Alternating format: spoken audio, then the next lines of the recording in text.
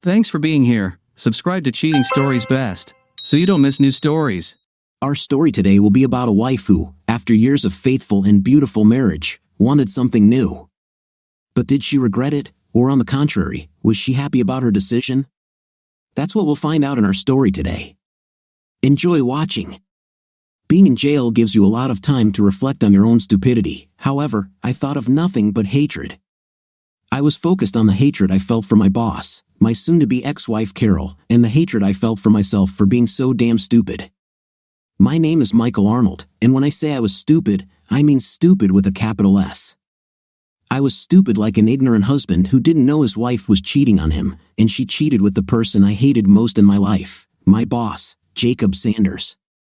I was also stupid because I didn't know that the cheating led to her pregnancy with his child. I, a stupid idiot, thought that the child was mine. I guess my wife's pregnancy is what precipitated her saying to me, "Honey, we need to talk." I suppose I should stop for a moment and explain everything. Oddly enough, my current problems actually began in first grade. I first came to know and eventually hate Jacob Sanders when we both entered first grade together. We've been enemies ever since. He made fun of my freckles.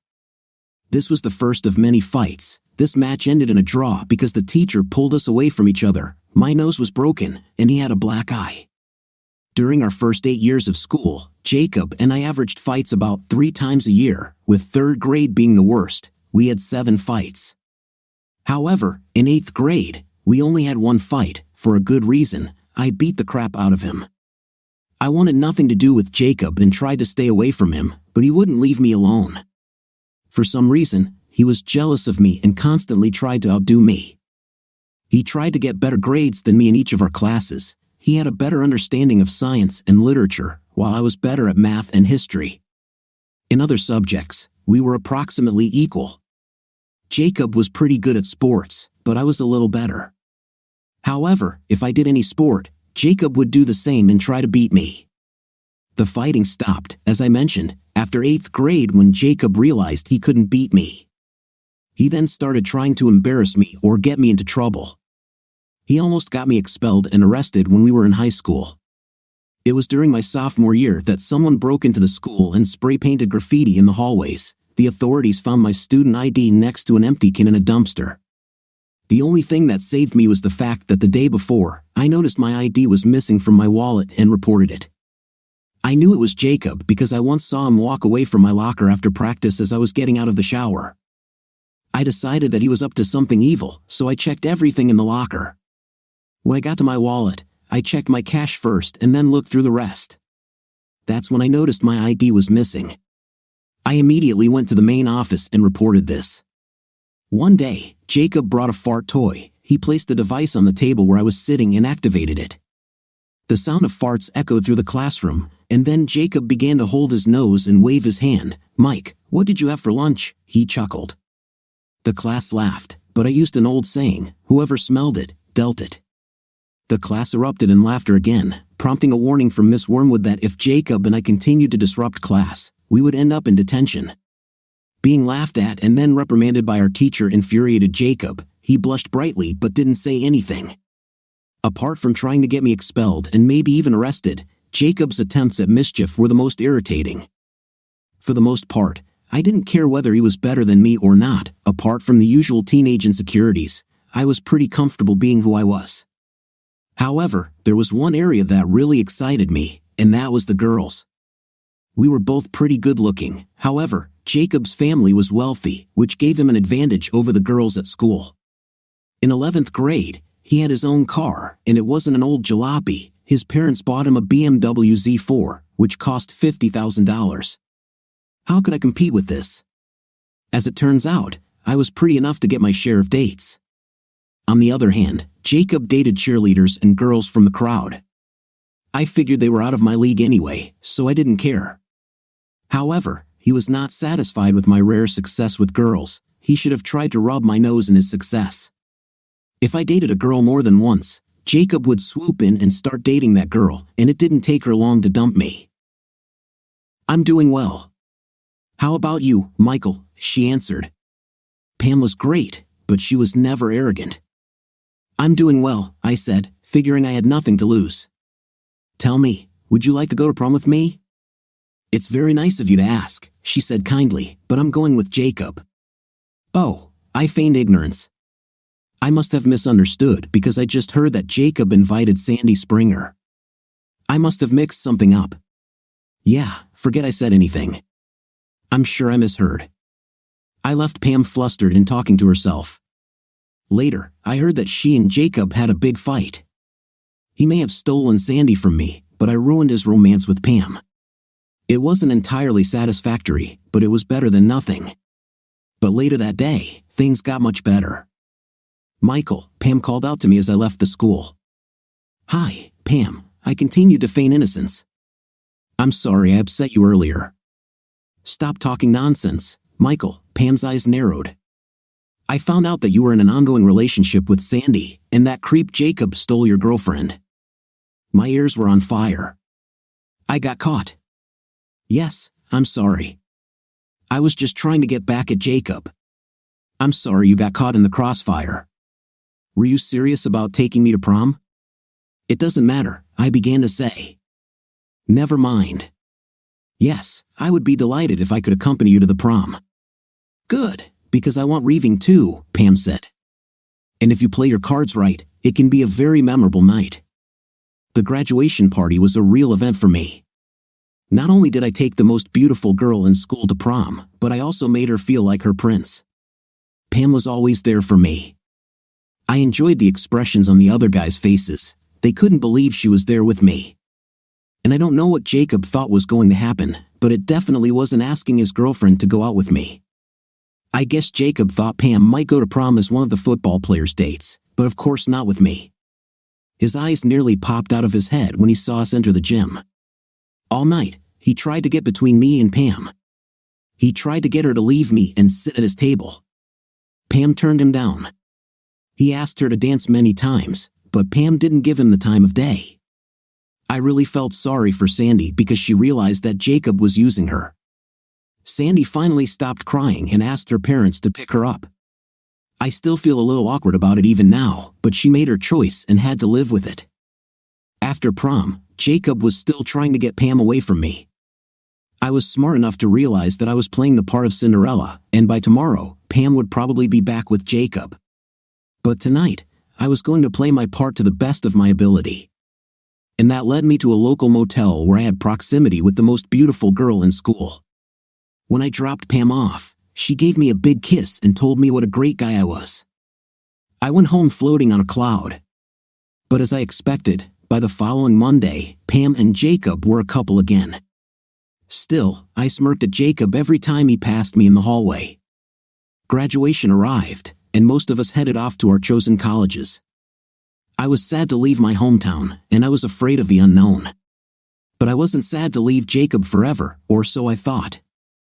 I was accepted to Georgia Tech, while Jacob was attending Harvard. Of course, he was going to Harvard. There was even a building named after his grandfather. I did well at Georgia Tech, majoring in software engineering. I met Carol at a party during my first year of engineering school. I'm not going to bore you with the details of how we became friends, fell in love, and got married. Well, to tell you the truth, I think in the beginning, we were more like really good friends than really lovers. Needless to say, our history wasn't all that memorable, and none of that matters now anyway. I'll say this about Carol, she was smart. She studied business at the University of Georgia. I liked her because she was not only smart but also funny and very friendly. However, Carol didn't look super attractively. She was pretty in a girl-next-door kind of way. Truth be told, Carol couldn't hold a candle to Pam, but she was about as pretty as Sandy. For some reason, we hit it off right away. We got married 3 months after graduating from high school, and in our 5 years of marriage, I thought we were pretty happy, even though we were more friends than lovers. By the 3rd year of our union, I was head over heels in love with Carol, and I think she was just as in love with me. We even talked about starting a family. Little did I know that my wife kind of rushed into it and started without me. Right after school, I got a job at AB, a security software startup company. I graduated at the top of my class, so I had my choice of jobs. 2 brothers from Zaba sold me an infomercial about how to live on the ground floor and make a fortune. However, don't get me wrong, the company has done very well. The firm prospered, and we performed quality work for several very large companies. Plus, I was paid a tidy six-figure salary. Our job was to find security holes in the company's software and plug them. Our reputation grew, but then the brothers decided to cash out. To my surprise, we were acquired by a company about the same size as Zaba, and that's when my problems began. About 3 years after I started working for Zaba, Carol wanted a new job. It so happened that Zaba was looking for an office manager, so Carol applied and was hired. I was a little worried that we both worked for the same company, but at first, everything worked out fine. We used to ride the bus and have lunch together. We worked in completely different departments and areas, so we rarely saw each other during the day. We came to work together, kissed each other, and went to our departments. If we were both free, which was most days, we would have lunch together and then drive home at the end of the day. We were good at it until it all went wrong. Before I tell you about the acquisition, let me tell you about my department. I was a senior programmer, which meant that I worked on projects myself and controlled the work schedule of the other 8 programmers who reported to me. But my main responsibility was to fix any problems that my team couldn't handle on their own. Luckily, there weren't many, which meant our customers were very happy. Our workspace was about half the size of a basketball court. We called it the bullpen and worked mostly standing at tables. The room was filled with all kinds of computers, servers, interfaces, and printers. We had almost all the computer equipment we could dream of. We took pride in making our customers' systems as secure as possible. In the 5 years I've been with the company, we've only had one complaint where a customer's system was hacked. But we traced the hack to one of the company's employees. It disabled most of the software we installed. The employee was not very smart, but he really made us have a sleepless night. In addition to the 9 of us, we had an administrative assistant, Kimberly. It was like our girl Friday.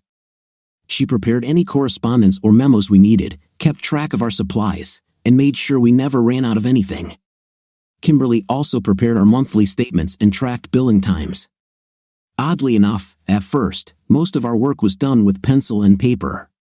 This gave the programmer an overview before he started typing anything into the computer. Somehow, Kimberly was able to decipher everyone's handwriting and type notes for our files. Even though it wasn't her job description, Kimberly made us the best damn coffee every morning. Kimberly was about 23 or 24 years old, I would guess. She had short blonde hair, deep brown eyes, and a very pretty face. But she was about 50 pounds overweight. Considering that Kimberly was only 5 feet 5 inches tall, this was a lot of weight for her. Even though she had a pretty face, her big belly and butt immediately ruined the image. I knew that Kimberly was sensitive about her weight because she always talked about how fat she was. I felt embarrassed every time she did this, but I knew it was just her defense mechanism. All I cared about was that Kimberly was damn good at her job and was an asset to my team. The fact that Zaba was sold came like a bolt from the blue. The 2 Zaba brothers didn't even have the courage to tell the employees in person. They asked their lawyer to make an announcement. I was furious because all the stock options the brothers had promised when they went public went up in smoke with the announcement. Besides, I didn't know what to do with this change.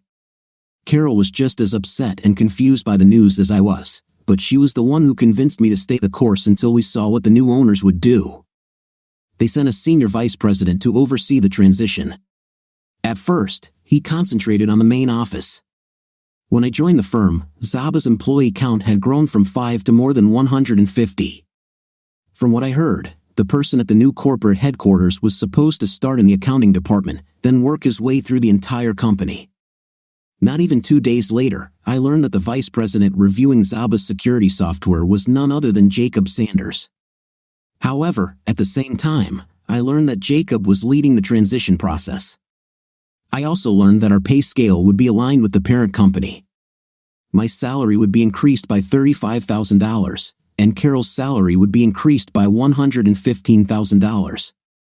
My internal alarm was telling me to run instead of just walking towards the nearest exit. However, Carol convinced me that it would be foolish to leave our current job, especially after the salary increase. Additionally, she indicated that Jacob would only be there for 6 months at most, and then he would be gone. The first change occurred when 4 new programmers were hired and assigned to the bullpen. Sure, they were all Harvard graduates, but none of them were a tenth as good as anyone on my existing team. Not only were they poor programmers, but they were also arrogant and had an inordinate sense of entitlement. All 4 of them immediately started pestering Kimberly. Sometimes it was private harassment, and sometimes it was just meanness. I tried to advise them and point out that their behavior was unacceptable. However, they didn't stop. Instead, they just pestered Kimberly when they thought I wasn't around. Finally, I called all 4 of them into the conference room and read them the riot act. They got off with empty words, but I could tell they weren't going to stop. Aside from their harassment of Kimberly, all 4 of them were a pain in the ass. Nobody on my team liked them, and they did more harm than good when it came to their work. Eventually, I decided I wanted them to leave. Unfortunately, I didn't have the authority to fire them because Jacob hired them. I knew if I demanded that he fire them, Jacob would simply ignore me. I knew that Kimberly got up early every day to make coffee and get the office ready. Ever since I chided the 4 idiots for their treatment of Kimberly, I noticed that they all started coming earlier. Finally, I realized that they were using the time before my arrival to torture the poor girl. I knew Kimberly was getting to the point where she was going to quit. I also knew that she loved working at Zaba and needed the job. So I decided to come early and catch them doing this. Hidden in a supply cabinet next to our small kitchen, I kept my cell phone ready. As I expected, Kimberly arrived and started making coffee. A few minutes later, the 4 of them arrived, and the torment began. "Hey, Oiler Ted," the gang leader grinned at Kimberly. "Show us your secret place." Fred, another of the 4, added, "I want to see you." "Yes," said the other 2. I saw tears rolling down Kimberly's face, and I couldn't take it anymore. I had more than enough evidence, so I came out of the closet. "You 4, pack your things and leave." "You guys are done," I said. "You don't have the authority to fire us," Fred retorted. "Mr. Sanders hired us, and he said only he could fire us." "It's true," I said with a nasty smile on my face. "However, I have evidence that you assaulted Kimberly. So let me explain what your options are. You 4 can either resign immediately, or I will turn over this video to the police. So the choice is yours, either you resign, or I call the police. I'll give you 15 minutes to make a decision. You can even run to Jacob if you want, but I'm sure he's not going to stick his butt stock out to protect you, scum." 15 minutes later, I had all 4 resignations, and all 4 had left. Kimberly's face showed extreme relief and gratitude. I called her to my table after all 4 of them had left. "I apologize for what these 4 put you through. I should have acted sooner. If anything like this ever happens again, promise me that you will come to me immediately. You are a wonderful person, and these 4 are just scum." Kimberly sobbed softly and thanked me for protecting her. I told her it was part of my job, but I wasn't very good at it, so she had to suffer at the hands of these idiots for too long. "Mr. Arnold, you have no idea how much this means to me," she said, holding back tears. "I was going to quit, but I didn't know what I would do without this job. I didn't know if I could find another job that was just as good again. Kimberly, I'm so sorry you had to put up with this garbage. I can see you're upset. If you want to take the rest of the day off, I'll make sure it doesn't count toward your personal or sick days." "Thank you, Mr. Arnold, but I'd rather stay here at work." After that day, it seemed like Kimberly was doing everything she could for me. I tried to tell her that I was just doing my job, and I kept insisting that I wasn't doing a very good job because of what she suffered.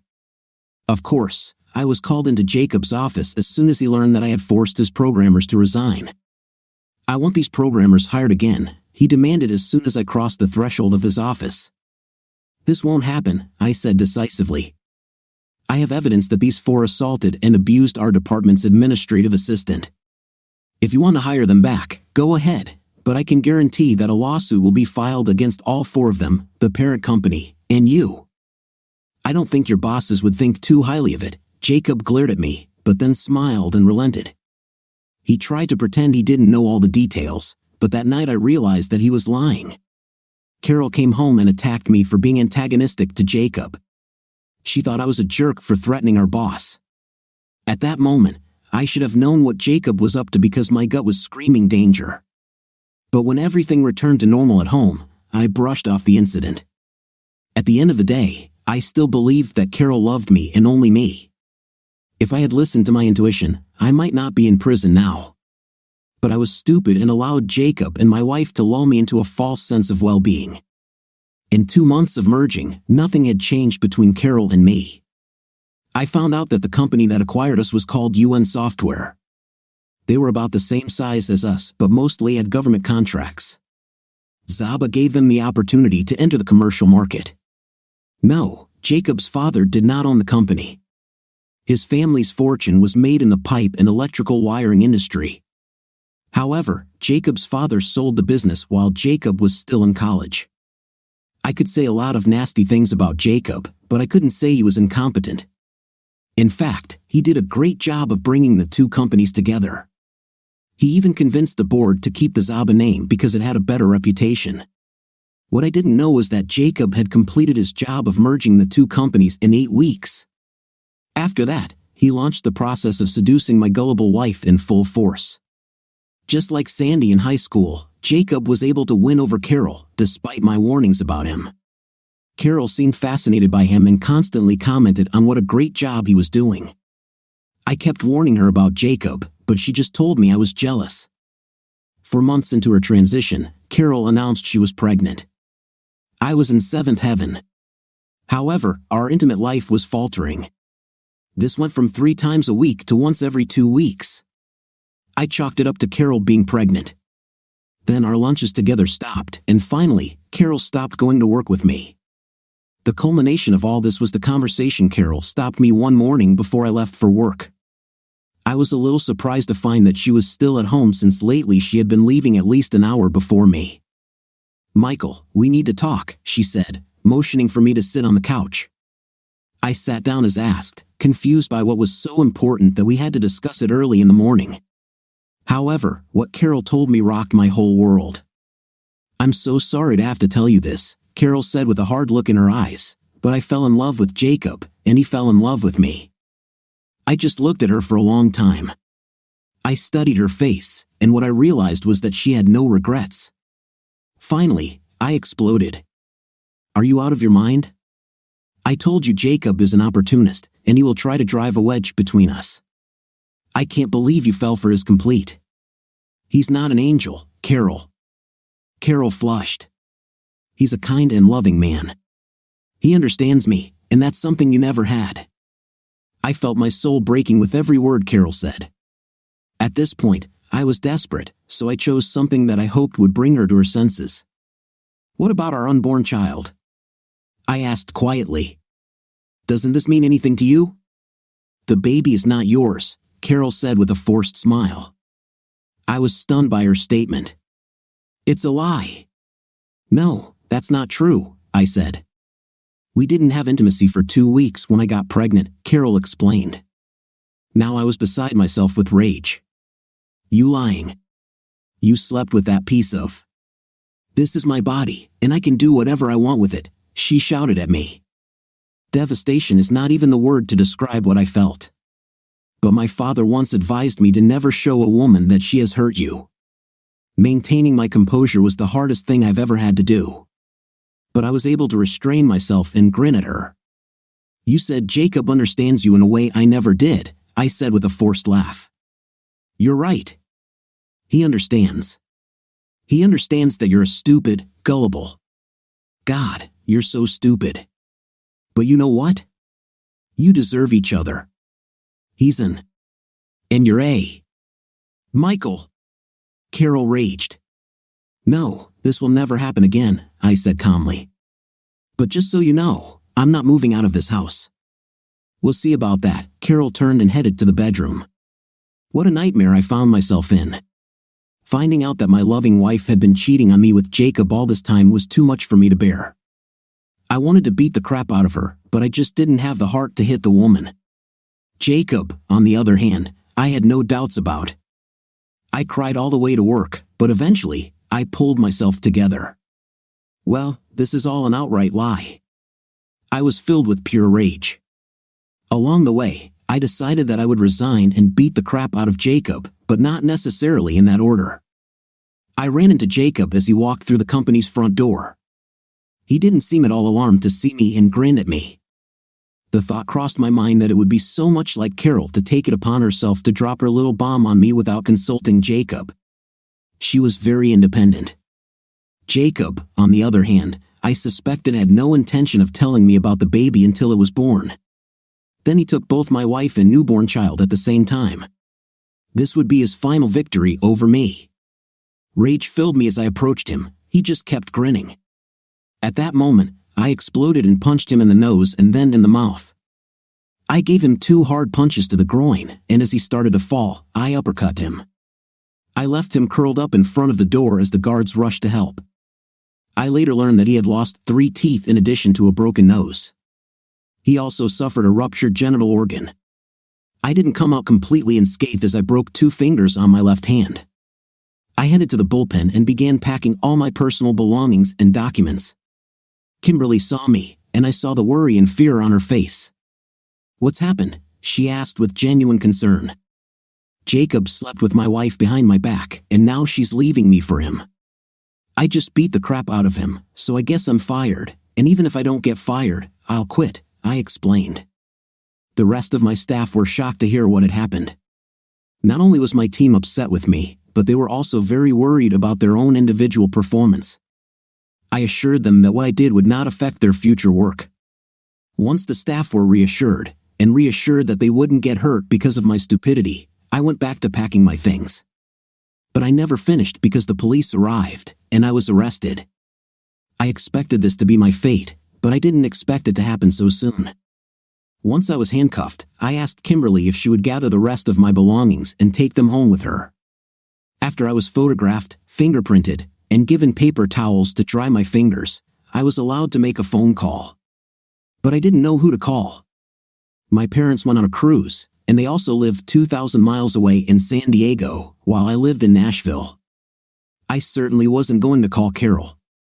Finally, I decided to call Kimberly. Maybe she could find me a lawyer.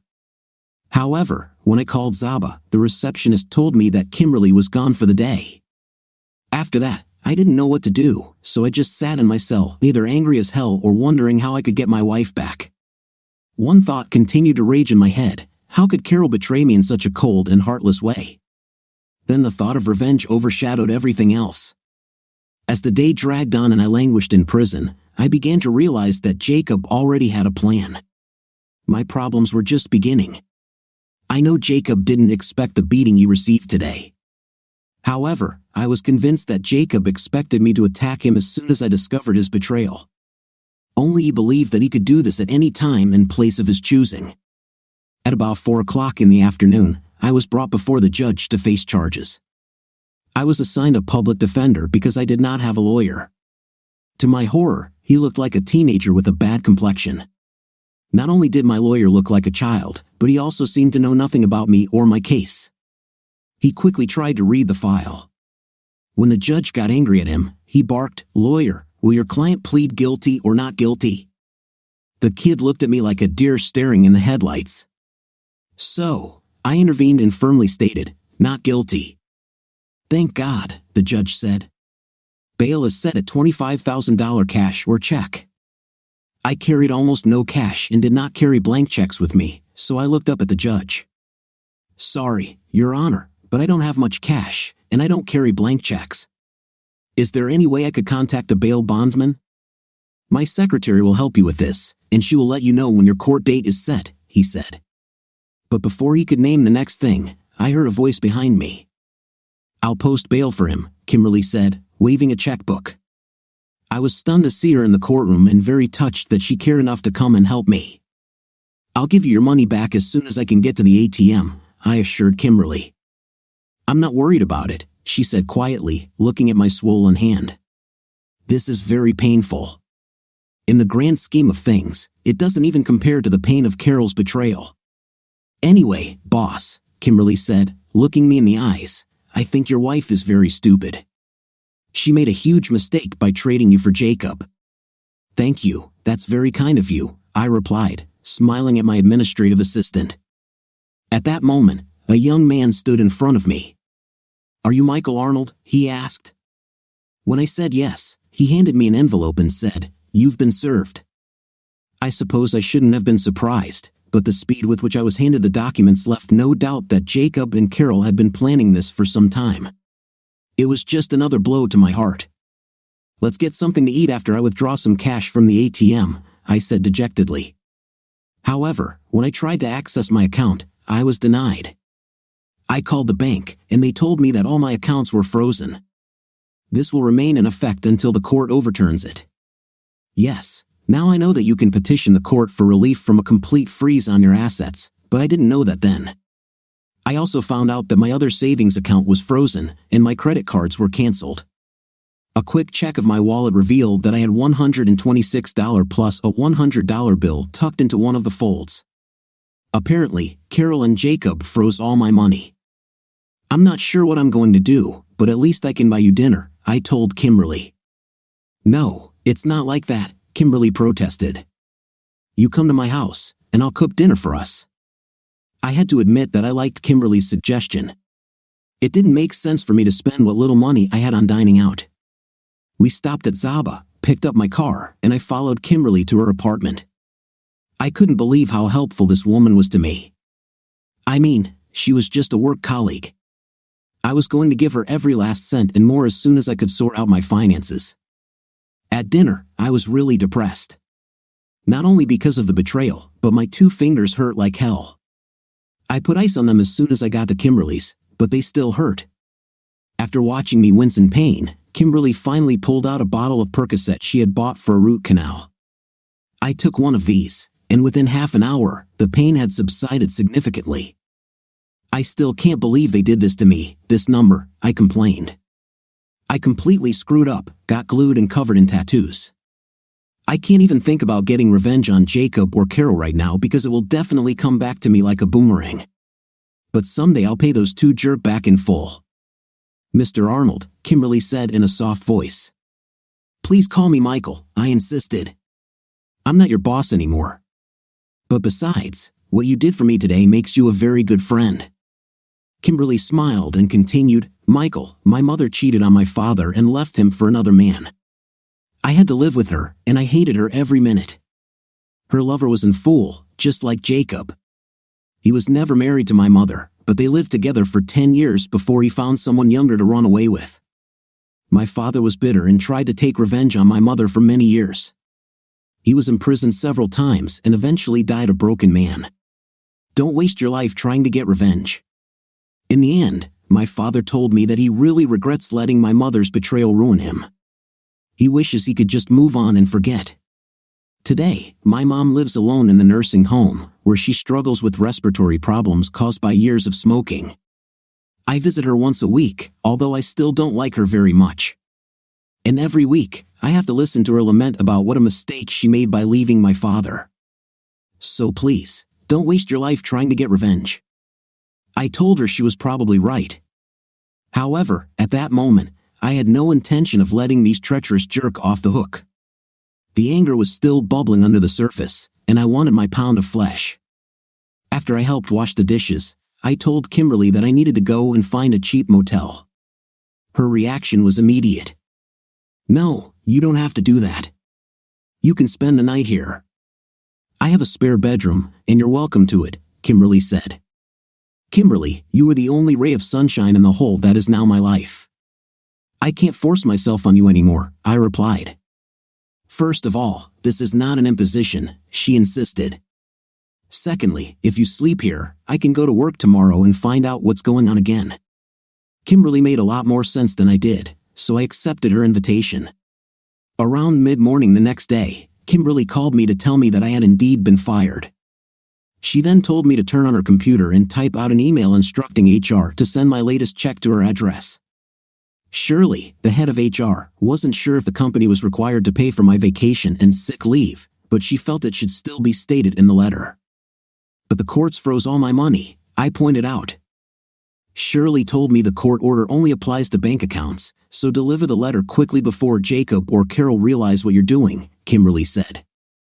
I did as Kimberly suggested and received a fax back saying I would receive a check in a couple of days for $4,255.57. The facts also said they had to check state law to determine whether the company must pay vacation or sick leave. As it turns out, they didn't. Nevertheless, getting almost $5,000 was a great success. When Kimberly got home, she told me that Jacob wasn't there that day, but Carol was, and she was mad at me for ruining her boyfriend. For some reason, this amused both Kimberly and me. I decided to stay at Kimberly's until I received my check. During this time, I compiled a resume and began actively looking for work.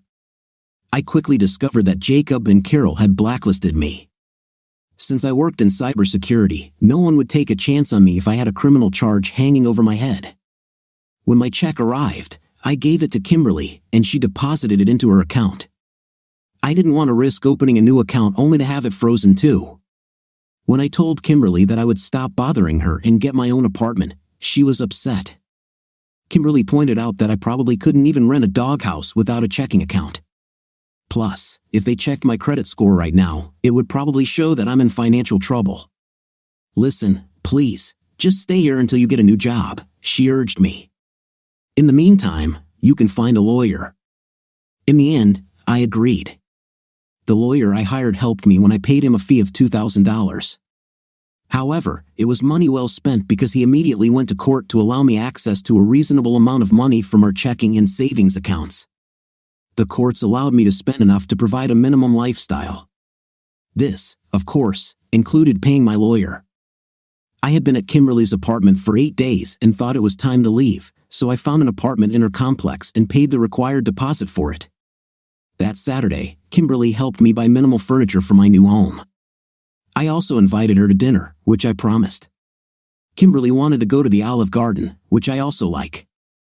As I ate, I studied her more closely. She had the face of an angel, but the extra 50 pounds she carried detracted from that beauty, and I could tell that Kimberly was very self-conscious about her weight. Then I came up with an idea that I hoped she wouldn't find offensive. I turned this over in my head, deciding how best to present this proposal. I just discovered that there is a gym in our complex, I said casually. I'd like to take advantage of this, but I'd really like to have someone to go with. Would you be interested? Do you really want to be seen with me? She asked, moving her hands up and down her sides, pointing out her extra weight. Yes, I do, I said readily. Unless you want to be seen with a potential criminal. My comment got exactly the reaction I wanted. Kimberly really didn't want to go to the gym because she didn't want anyone to see her body. However, Kimberly did not want to offend me at all, so she agreed. We agreed to go there 4 times a week at 6 o'clock in the morning because there was never anyone there.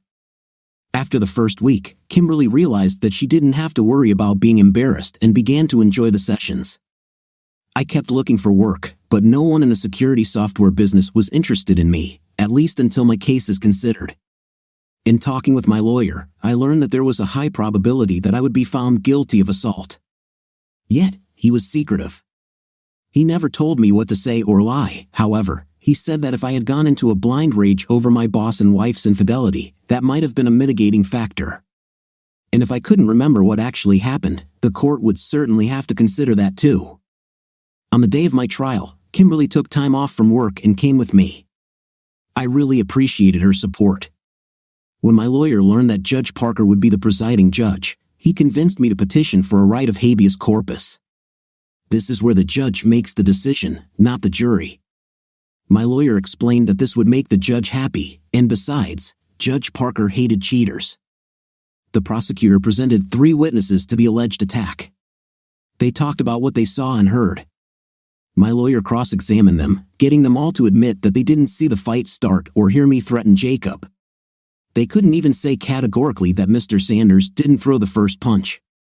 Jacob was then called to the stand, where he told his story. Naturally, Jacob went into detail about what was described as an unprovoked attack. Jacob emphasized that he didn't even throw a single punch and then listed the injuries he received. My lawyer asked him about his relationship with my wife. Jacob lied and said they were just friends. When asked about the child my wife was carrying, he told the judge that as far as he knew, it was mine. When Jacob came down from the podium, he grinned at me and returned to his seat. I was the only witness my lawyer called on my behalf, and all he did was ask me to describe what happened that day leading up to the alleged attack and what I remember about the incident. So, I explained how my wife had blindsided me that morning by telling me she was divorcing me to marry my boss. I was especially devastated when my wife told me that the child I thought was my own was actually Jacob's child. I explained that she was the love of my life, but she threw me away like an old pair of shoes. I told the judge that I remember seeing Jacob at the door and him smirking at me. After that, I lied and said I didn't remember anything until I was at my desk, throwing things into a box.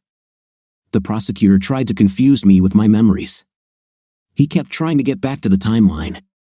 The truth was that I was so furious that morning that I had no idea of the time, and the more he questioned me and tried to get me to stick to certain times and activities, the more it became obvious that I had no idea. He then asked me if I really thought the court would believe that I fortunately had no memory of the attack.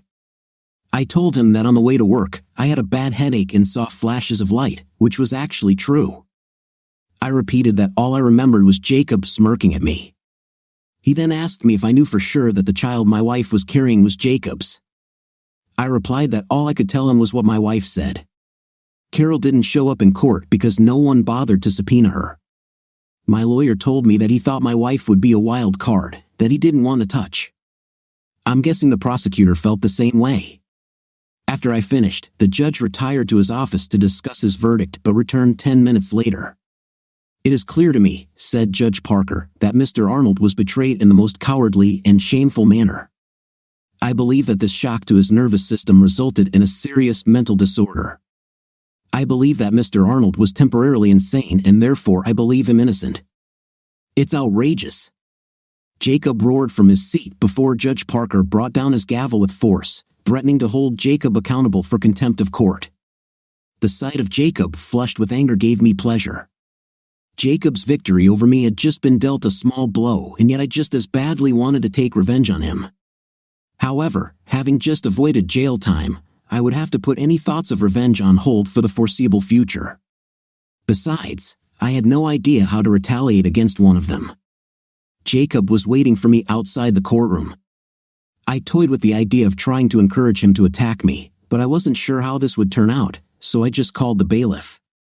I shouldn't be within 500 feet of this man, but he's stopping me from leaving. The bailiff looked at Jacob and told him to move on. Jacob shouted over his shoulder, "This isn't over. I'll sue you." This bothered me, so I asked my lawyer, "Can he sue me?" "Anyone can sue anyone else," he said with a smile, "but his case is weak. But if you really want to pull the rug out from under him, don't admit to anything other than offering to pay for his medical expenses that weren't covered by insurance." So that's exactly what I did in the letter addressed to his office. Jacob never responded or filed a lawsuit. Since my trial, it has been just over 9 weeks since Carol broke the devastating news to me. Although I was still seething with hatred, the victory in court lifted my spirits a little, so I decided to invite Kimberly to dinner. I also had some exciting news to share with her. At this point, let me dissuade any readers who think that my story will follow the usual script. I have read many similar stories about husbands who were betrayed just like me. These stories make it seem like all the affected husbands are starting their own businesses, then the deceived husband becomes fabulously rich, and his ex-wife realizes that she made a huge mistake by leaving him. This should never have happened to me. I'm just a worker bee. I'm a good worker bee, but just a worker bee. Kimberly and I agreed to meet at a small Italian restaurant. She had to work a little longer that evening because things weren't going well in my old department. There was nothing serious, they were just adjusting to the fact that I wasn't there. Anyway, when she came in, she looked wonderful. Kimberly was still fat, but it was obvious that she had lost weight, and the dress she wore suited her very well. I stood up and kissed her on the cheek. "Wow, you look wonderful. You've lost weight, haven't you?" Kimberly beamed. "Yes, I've lost 16 pounds. Sorry, I didn't notice earlier, but you're wearing those oversized sweatshirts and sweatpants. Anyway, like I said, you look wonderful." The restaurant was small and cozy. It was exactly the kind of place couples would choose for a date, but I didn't think of it as a date. It was just a meeting between two close friends. "I asked you to have dinner with me tonight because I wanted to celebrate my victory in court, and I have some news. I got a job. This is wonderful, Kimberly beamed. Who are you going to work for? Sable Security from Jacksonville, Florida, I replied. I didn't know they had an office here, Kimberly said worriedly. They don't have it here. I'll have to move to Jacksonville. I was completely surprised when the light went out in Kimberly's eyes and tears started running down her cheeks. I thought you'd be happy for me, I said, confused. I'm happy you got a job, Kimberly said, still crying, but you'll be 600 miles away, Kimberly. Do you remember how you told me not to let my wife's betrayal consume me with hatred? She nodded. Now I realize that the only way I can do this is to put some distance between me and Carol and let time do the rest. I understand, Kimberly said, wiping her eyes. I'm just going to miss you. I really enjoyed having a friend. Hey, I'm just a phone call away, I said, trying unsuccessfully to cheer her up. I was truly surprised by Kimberly's reaction. Then it occurred to me that she probably didn't have many friends, so I made another suggestion. You could come and visit me if you want. I don't know what Jacksonville has to offer, but I'll find out. Do you really want me to come visit? She asked. Of course, I said quickly. Remember, I won't have any friends there either. When are you leaving? I'll start packing in another 45 days, but before then, I have a lot to do. I need to find somewhere to live, open a new checking account at a bank there.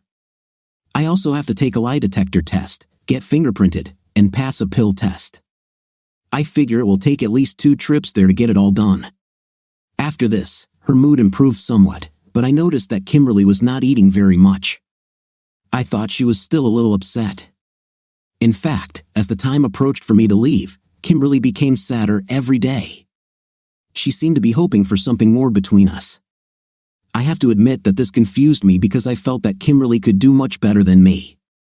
I spent my last night before heading to my new job at Kimberly's apartment. She prepared a delicious dinner and topped it with a chocolate cake with the words "I'll miss you" written on it. After I helped her clean up, we watched TV until it was time for bed. I pecked her on the lips before heading to the guest room. Her breathing became erratic, and I knew she was close to climax, and I was doing virtually nothing. When I was exhausted, I clung to Kimberly while she sobbed.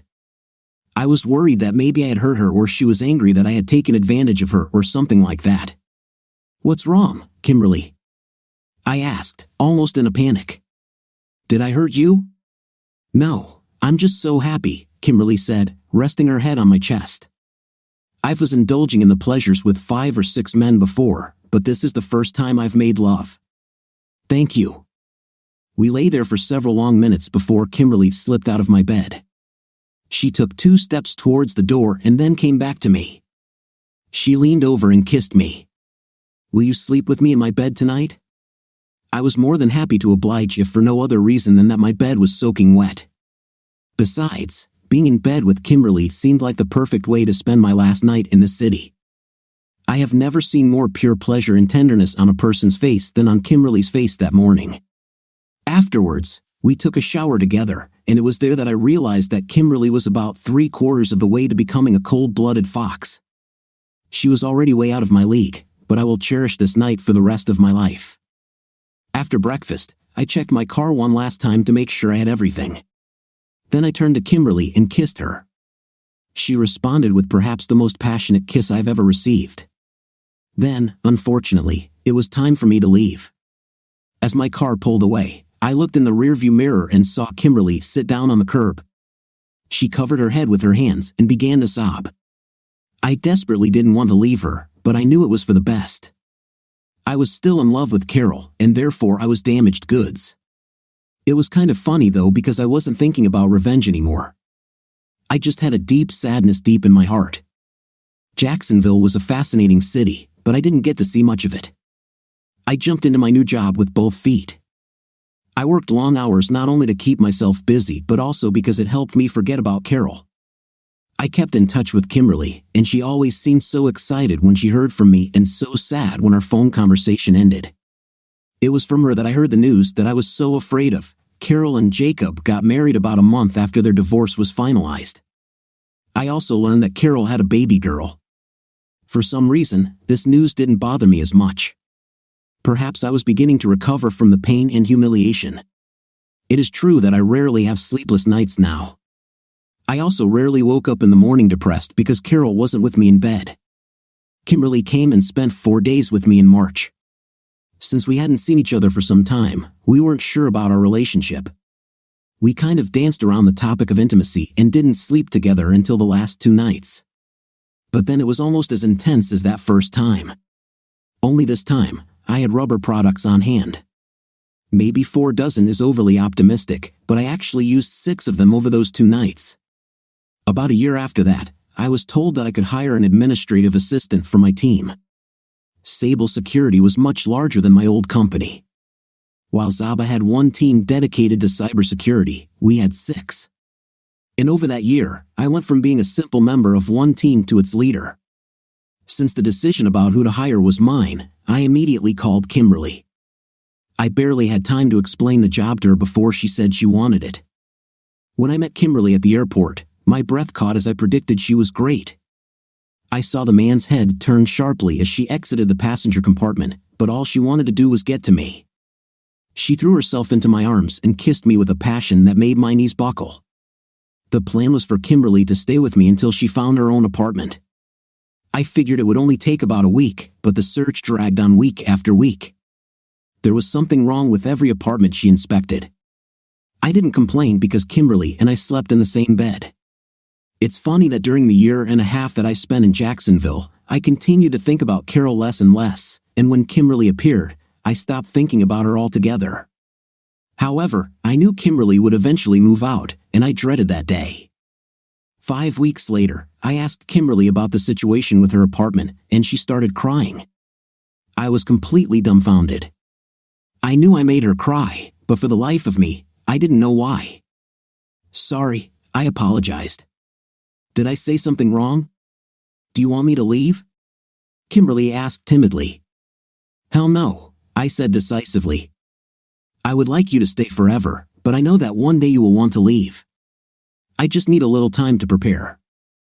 I would ask you to marry me, but you are too good for me. No, it's not like that, Kimberly protested. I've loved you almost since the day I started working at Zaba. I would marry you in a heartbeat. This changed everything for us. That day, we went ring shopping and started planning our wedding. Even though I was terrified that Kimberly would eventually leave me for someone else, I was so in love with her that I had to take the risk. 6 months later, Kimberly and I got married. A year after that, Kimberly gave birth to a little boy whom we named Mikey Jr. A year and a half later, we had a little girl named Charlotte. I have now moved up at Sable to the point where I lead all 8 cybersecurity teams. Yes, we have added 2 more. Kimberly, on the other hand, chose to be a stay-at-home mom. It was near Christmas 3 years later when I was called to a meeting. It was at this meeting that I learned that Sable was planning to acquire Zaba security software. I would be part of the team that would conduct due diligence before the acquisition was completed. During the years that Kimberly and I were married, Kimberly's mother died, and my parents retired. They moved to Jacksonville to be closer to their grandchildren and me, with them as babysitters. I planned to use the week's vacation as a mini vacation. I would also use Kimberly's skills as an administrative assistant to assist me in my investigation. That way, I could take Kimberly to work with me every day, where she could meet some of the people she worked with, and we could sneak away for long lunches together. I learned 4 things during my week in Nashville. First, I learned that this facility was the only place where Zaba did its cybersecurity work. Second, Jacob was named Chief Operating Officer, and Carol was the Senior Project Manager. Third, despite my animosity toward Jacob, I found that he steered the ship tightly. I found his entire operation, from my point of view, to be first class. And the last thing I knew was that Zaba was having a Christmas party on Friday night, and I had to go. Other than our team's first introduction to Jacob, I had no contact with him. Besides, I didn't see Carol once all week. However, at the Christmas party, everything changed. Zaba rented a ballroom at the Hilton DoubleTree in downtown Nashville. It was festively decorated, tables stood around the perimeter of the dance floor, and a group of 5 people sat in one of the corners. They played soft Christmas carols, soft background music, and sometimes added old songs. After dinner and speeches, there was to be dancing. There was also an open bar, much to everyone's delight, and it attracted more and more attention as more and more people arrived. Jacob, Carol, and some of the senior leaders from Zaba decided to welcome the Sable team. I wasn't looking forward to it. I didn't know how I would react to having to face Jacob and Carol together. However, my fears were in vain. Jacob, I already knew, looked about the same, and Carol, although looking a little older, still looked good. Strangely, I didn't feel anything when they came to greet us. "Mike, I'm glad you were able to join us tonight," Jacob said nervously.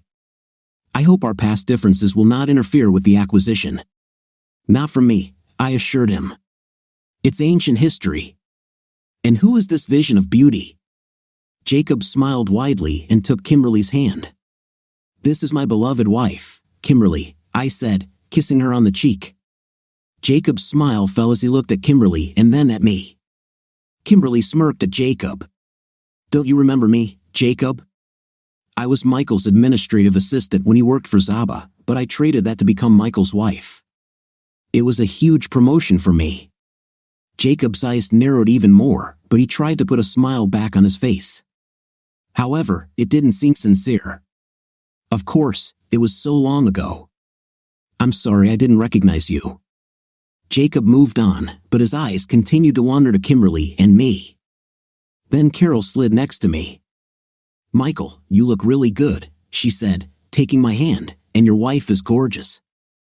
I didn't know you got married." "We've been married for 7 years in March," Kimberly said with a smile, hugging my arm. "Both you and Jacob look good," I replied and then asked, "How is your daughter doing?" Carol cringed at first, but then smiled. "She's doing great. Tammy is in 2nd grade, and her brother, Jacob Jr., is in kindergarten." "Do you guys have kids too?"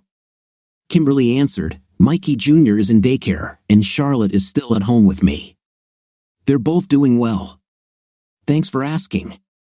Carol then moved on, and soon after, Kimberly and I walked away to find our table. The food was excellent, and the speeches were fortunately short. Sable's CEO simply assured everyone that no jobs were in jeopardy for at least the next year, and that he was looking forward to the merger. Once dinner was over, the music started in earnest, and Kimberly and I spun around the dance floor a few times. I think young people today have really missed the mark when it comes to dancing. Slow dancing with someone you love is such an intimate thing, it can bond two people almost as much as intimacy. Sometime in the evening, I felt someone tap me on the shoulder. When I turned around, I saw Carol standing there.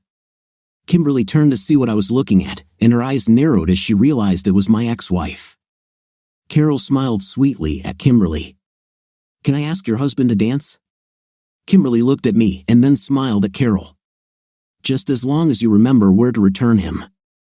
I took Carol out onto the dance floor, and we danced in silence for about a minute. "Michael, I just want to apologize to you for what Jacob and I did to you back then," she said with genuine remorse in her voice. "You didn't deserve any of this. But when I discovered I was pregnant with Jacob's child, I knew it was over between us. I decided to make our breakup quick and simple. I didn't even think about how much it could hurt you. I shouldn't have let Jacob talk me into sticking with the scorched earth policy we were using. It was completely inappropriate." I chuckled slightly. Like people say, it's either water under the bridge or water over the dam. It doesn't matter now, we've all moved on. Besides, I kind of deserve some of it. I really beat the crap out of Jacob. Obviously, I didn't do too much damage to his reproductive organs because you had a second child. Carol giggled hearing this. We danced a little in silence, and I decided to bury the hatchet between us once and for all. "Listen, Carol," I began hesitantly. "I admit I was very sad when you left me for Jacob. It took many months to come to terms with the loss of you. But now we are both happily married and have children. I have come to believe that this was what was meant to happen." Carol suppressed a harsh laugh, and when I looked at her face, a tear was running down her cheek. "Did I say something wrong?" Carol just shook her head. "No, Michael, you didn't say anything bad. It's just not what you think. On the surface, everyone thinks we're the perfect couple, and for the first year, I would have agreed with them. But Jacob is just a charming manipulator. he uses people and then leaves them. I know he cheated on me many times, but he's not as smart as he thinks. Every time I find out he cheated on me, I cheat on him." My jaw dropped, and Carol noticed. She grinned. "It's a hell of a way to live, I know," she said sadly. "I should have left Jacob when I found out what he really was like, but I was too ashamed and I was too proud. Michael, I'm glad you found happiness, but I will always regret leaving you. You and my children are the best thing that ever happened to me." We continued talking until the song ended. Carol then walked me back to my table and thanked Kimberly for letting her borrow me. As Kimberly and I danced our last dance that evening, it occurred to me that her advice all those years ago had been right. If I had refused to move on from Carol, it might well have consumed me. I think it's true what they say, when God closes a door, he opens another.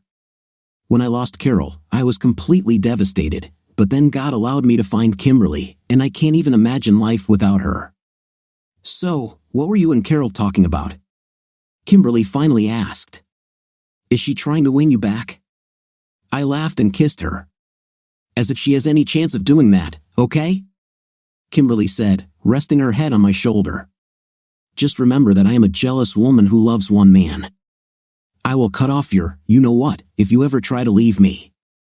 I only brought this up because I heard their marriage is not all sunshine, light, and rainbows. Carol told me the same thing. I agreed.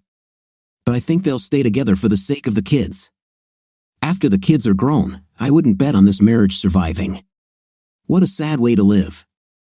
Anyway, Carol told me something that I thought was funny. I know she wasn't amused at all, and I'm pretty sure Jacob won't find it funny when they get home tonight. "What is this?"